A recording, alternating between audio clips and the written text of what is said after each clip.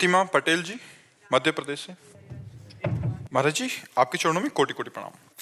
गुरुदेव भगवान, भाव कुभाव अनक आलस हूँ को मानकर नाम जप एवं इष्ट पूजन कर रही हूँ, किंतु मन में पुनः एक भाव आता है कि भाव बिन सुनी पुकारें मैं कभी सुनता नहीं। तो प्रभु, यदि मैं मन में कभी भाव न बन पाए तो क्या मुझे भगवत प्राप्ति होगी? हो जाएगी, क्योंकि वस्तु शक्ति अपना प्रभाव दिखाती है, भाव की अपेक्षा नहीं रखती।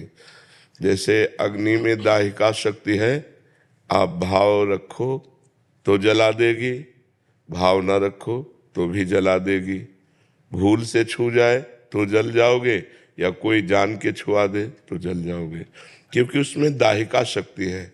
ऐसे नाम में तारण शक्ति है। समस्त पाप का नाश करके भगवत प्राप्ति कराने की सामर्थ्य नाम में है।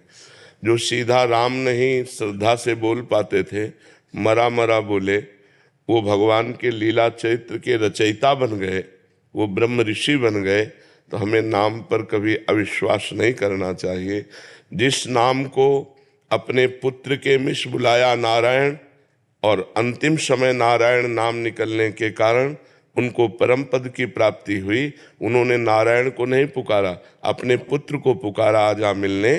तो अगर हम भगवान को जान करके राम राम हरि हरि कृष्ण कृष्ण राधा राधा बोल रहे हैं, भले हमारा भाव न लगे, पर हमारी जिह्वा के अग्रभाग पर भगवान का नाम विराजमान है, तो अहो वत्सो पश्तो गरीयान यद जिह्वाग्ये वर्तते नाम तुभ्यम।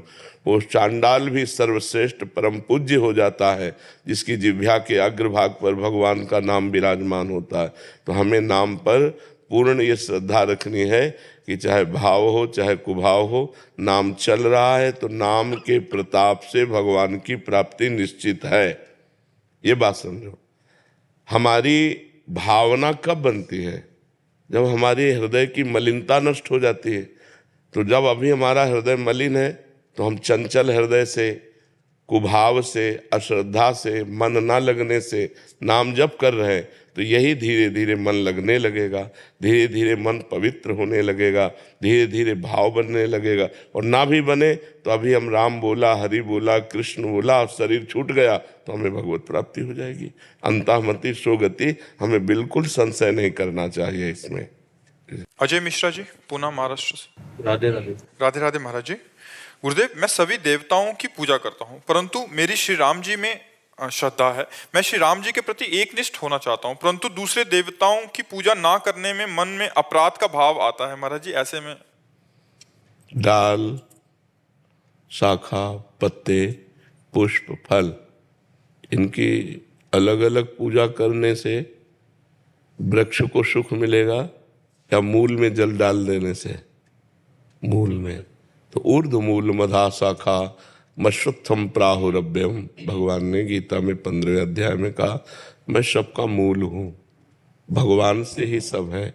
जा पर कृपा राम की हुई, ता पर कृपा करे सब कोई। यदि हम भगवान की आराधना करते हैं तो भगवान में असंख्य ब्रह्मांड, समस्त देवी देवता सब वास करते हैं, सबकी पूजा हो जाती है।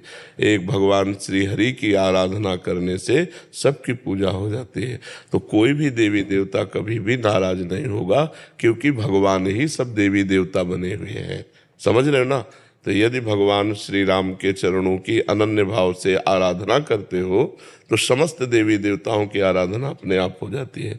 लेकिन किसी देवी देवता की आराधना से संपूर्ण आराधना नहीं होगी, क्योंकि आप उसे एक नामधारी देवता केवल समझ रहे हैं। अगर उसमें भगवान भाव कर लो, जैसे गोस्वामी जी कह रहे हैं, जड़ चेतन जग जीव जत सकल राम में जाने। अब किसी की भी आराधना करो, भगवान श्री राम की आराधना हो रही, वो संपूर्ण आराधना है। भगवान की आराधना संपूर्ण आराधना है। भगवत भाव के द्वारा यदि कुत्ते की भी आराधना कर ली जाए तो भगवान की प्राप्ति हो जाएगी। लेकिन भाव भगवान का होना चाहिए कि इसके अंदर भी भगवान विराजमान है।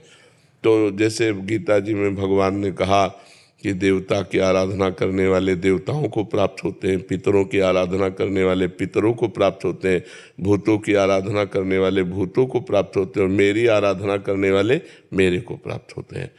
तो फिर सब में भगवान है, तो उनकी आराधना से भगवान को क्यों नहीं प्राप्त हुए? क्योंकि उन्होंने भगवत भाव नहीं किया। पितरों में पितर भाव किया, देवी देवताओं में देवताओं का भाव किया। तो हमें चाहिए कि हम जैसे गोस्वामी तुलसीदास जी ने सबकी वंदना की है विनय पत्रिका में, लेकिन सबसे यही मांगा कि सिया राम के चरणों में प्रेम हो।